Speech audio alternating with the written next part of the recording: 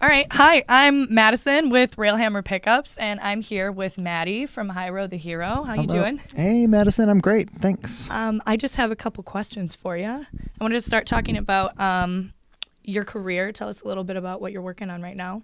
Well, I started playing with Hyro and the guys back in mid-July last year. It was a couple weeks before we went on our first tour, so it was kind of like super quick start. Yeah, but all at once. Yeah, it was a very fast beginning, but we all got into the groove of it pretty quick, and since then it's kind of just taken off. We've just played a couple festivals. We played Welcome to Rockville in Jacksonville, Florida, was awesome. really, really great, and then we went up to North Carolina and we played Epicenter Fest, where that was also extremely epic, and we got really lucky too with both those shows because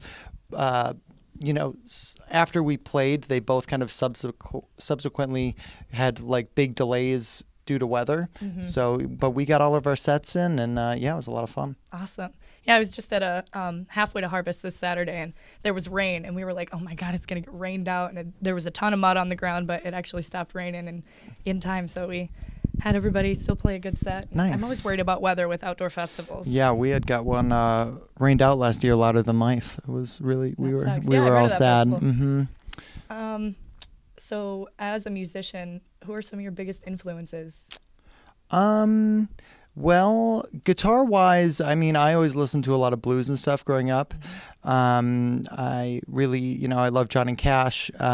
More on like the rock and roll side of it. I mean, with Hyro the Hero going into it, I listened to a lot of Rage Against the Machine and like Tom Morello and stuff, trying to warm up to like that kind of playing style. And the producer of the record, Mitch Marlowe, is an incredible guitar player. So I studied, the record pretty in depth.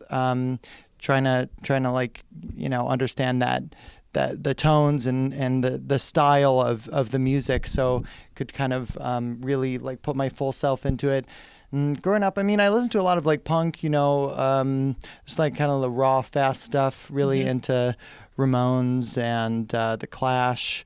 More modern stuff like old school Blink-182 and all of that stuff. So yeah, definitely a sucker for punk. Yeah. To branch off of that, is there a tone that you're chasing in your head? Yeah, definitely with Hyro the Hero, I always want it to be like clean, but just tight sounding tones. And with the Railhammer pickup specifically, I was really able to like get a nice heavy sound. And with the Reverend guitars, with the bass filter, that kind of acts as its own its own gain stage kind of, so you can kind of roll it off, and then when you're really trying to crank it, just bring that in. And I love playing with that live. It's definitely a big part of the way I play. For sure. So what guitars are your Railhammers in? I have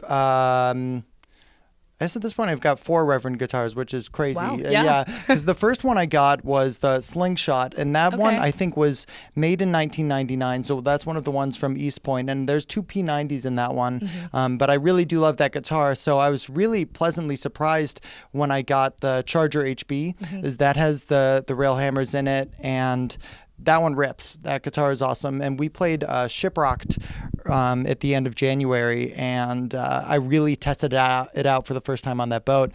And yeah, I was just completely blown away. And then since then, I've started playing on the Descent RA, and that one's really great too because it's a baritone guitar, and our songs, we all play them in like drop tunings.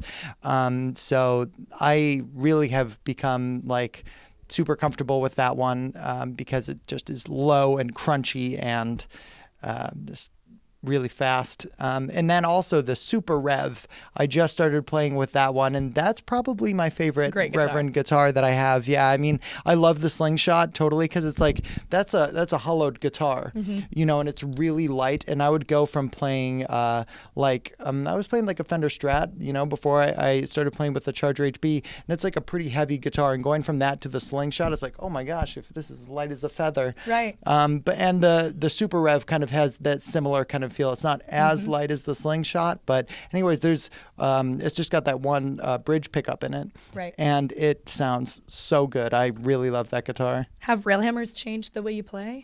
I think what's really changed the way I play actually is that bass cutoff filter, because that acting as a literal gain stage on my guitar that I can just play with live, I have a lot of fun with it. I always we have a lot of bridges or pre-choruses that I like to use that knob in as a creative tool. The Railhammers, I would say, the way that they interact with that knob actually is really amazing, because if you keep it all the way up, and I play through a Mesa triple rec and a Mesa dual rectifier, and it will create a feedback that I play with that a lot too. So yeah, I would say it's definitely, I play with the different tones you can get from it quite a bit. Very cool. So what's on the horizon for you guys? Well, we just started yesterday our tour with POD. Exciting. So yeah, we're super stoked for that. So we're going to be on that for the next 2 weeks, and kind of right in the middle of it, we're playing Rocklahoma.